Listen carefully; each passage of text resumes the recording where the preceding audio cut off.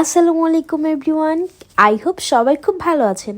আমি আজকে শেখাবো কিভাবে আলসেমি করে রান্না করা যায়। তো পেঁয়াজ কাটতে চোখে লাগে, এজন্য মোটা মোটা করে পেঁয়াজ কেটে কড়াইতে দিয়ে দিলাম। ইভেন চোখে ধরে, এজন্য একটা পেঁয়াজ দিয়েই তরকারি শেষ।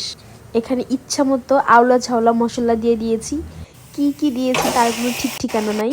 শীতের মধ্যে ঠান্ডা, তো মাংসটা আমি মেখে দিইনি, অমনি কড়াইতে ঢেলে দিয়ে দিলাম।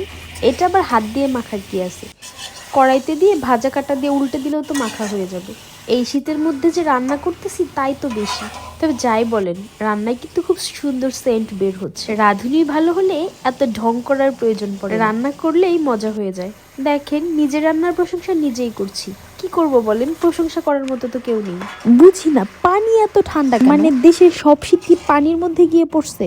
তবে চুলার তাপটা আমার বেশ ভালো লাগছে। এখন আলসেমি করার জন্য চুলার পাড়টা বেশ ভালো জায়গা। তো আলসেমি করতে করতে আমার রান্নাটা শেষ, এবার আলসেমি করতে করতে খেয়ে নিব।